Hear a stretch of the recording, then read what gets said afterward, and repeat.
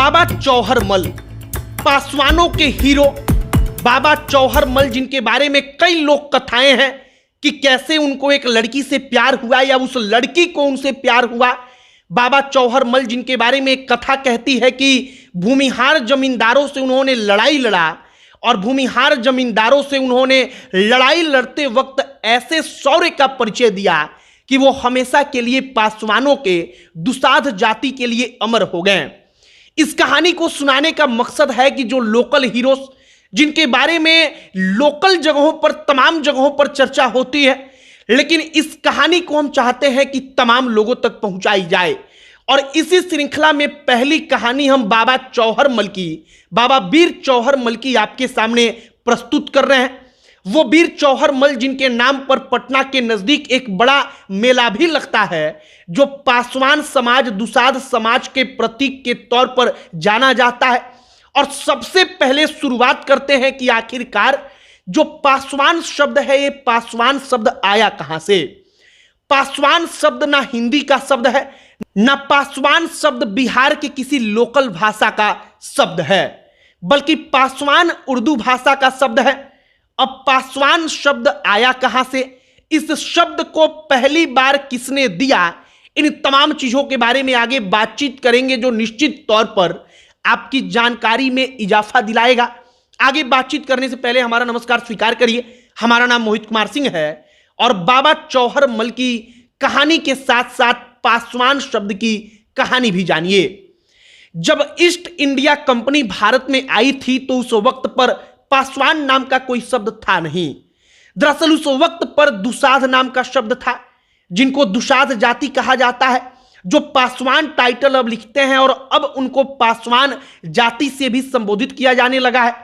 वो पासवान शब्द east India company के जब उसका राज चल रहा था उस दौरान दिया गया।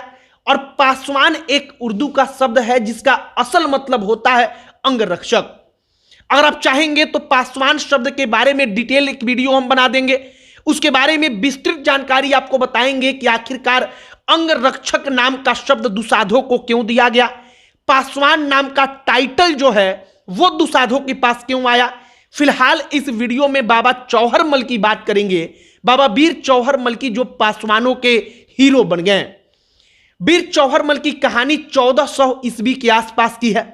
उस वक्त पर बताया जाता है कि एक जमींदार का बेटा था जिसका नाम था अजब सिंह। अजब सिंह भूमिहार ब्राह्मण था। अजब सिंह बाबा चौहरमल के साथ पढ़ाई करता था।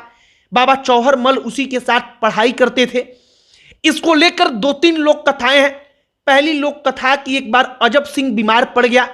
अजब सिंह कई दिनों तक जब पढ़ने नहीं आया तो चौहरमल और उसकी मित्रता थी, तो अपने मित्र को देखने अब अजब सिंह जो जमींदार का बेटा था उसके महल में चले गए। वहां पर बाबा चौहरमल गए तो उन्होंने अजब सिंह से मुलाकात की, लेकिन अजब सिंह की एक बहन थी, नाम था उसका रेशमा।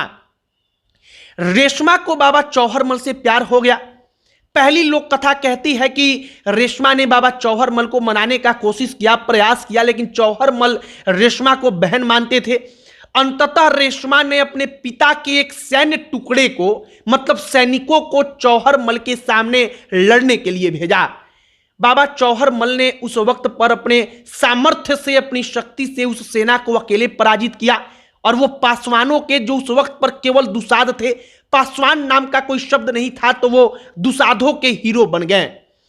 अब बाबा चौहरमल की लोक कथा से जुड़ी हुई दूसरी कहानी, कहा जाता है कि रेशमा से चौहरमल भी प्रेम करते थे, लेकिन पिता जो थे, अजब सिंह के पिता जो जमींदार थे, जिनका नाम रंजीत सिंह था, रेशमा के पिता, वो इनको पसंद नहीं करते थे और उनको यह स्वीकार नहीं था। बताया जाता है कि उस वक्त पर रंजीत सिंह जमींदार दो थे, उनकी एक सेना आती है बाबा चौहरमल से लड़ने। चौहरमल उस वक्त पर उनका सामना करते हैं और इसके बाद चौहरमल समाधि ग्रहण कर लेते हैं, अपने आप समाधि में लीन हो जाते हैं और चौहरमल उस वक्त पर जमींदारों की सेना को हराने के बाद समाधि में जाते हैं। दूसरी लोक कथा यह कहती है, इसके अलावा तमाम और लोक कथाएं हैं, दंत कथाएं हैं, लेकिन चौहरमल जो एक लोकल हीरो के रूप में आज भी पूरे के पूरे बिहार में, झारखंड में जो दुसाध हैं, पासवान हैं, उन जातियों के लिए एक लोक देवता के रूप में पूजे जाते हैं, उस बाबा वीर चौहर मल की ये कहानी है। एक ऐसी कहानी जिस कहानी के बारे में आप इंटरनेट पर भी ढूंढेंगे तो बड़ा कम मिलेगा, बड़ा कम इसके बारे में आपको पढ़ने को मिलेगा। लेकिन चूंकि बाबा वीर चौहर मल की कहानी हमको जानने की इच्छा इसलिए हुई क्योंकि पटना में हमारा लंबे समय तक रहना हुआ है।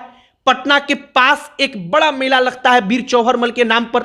हमने उसके बारे में सुना था, देखा था, तो हमारी जिज्ञासा हुई कि इसके बारे में हम पढ़ें, हम जानें, और तब हमने चौहर मल के बारे में जानकारी इकट्ठा शुरू की, जानकारी इकट्ठा किया।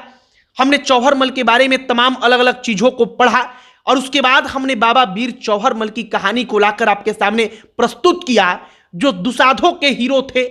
और बाद में जब पासवान टाइटल मिला, जिसका असल अर्थ होता है अंगरक्षक, जो दुसाधों को मिला अंगरक्षक का टाइटल, तो वो पासवानों के, मतलब कि दुसाधों के ही जिनका टाइटल पासवान हो गया, उनके हीरो बन गए।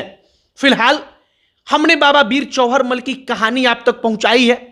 अब आप अगर चाहते हैं कि पासवान टाइटल जो है, जो शब्द है, उसके बारे में भी हम आपको एक विस्तृत, एक डिटेल में वीडियो बनाकर इसके बारे में बताएं कि आखिरकार वो शब्द क्यों आया, क्यों दिया गया पासवानों को, दुसाधों को, तो आप कमेंट बॉक्स में लिखकर बताइएगा।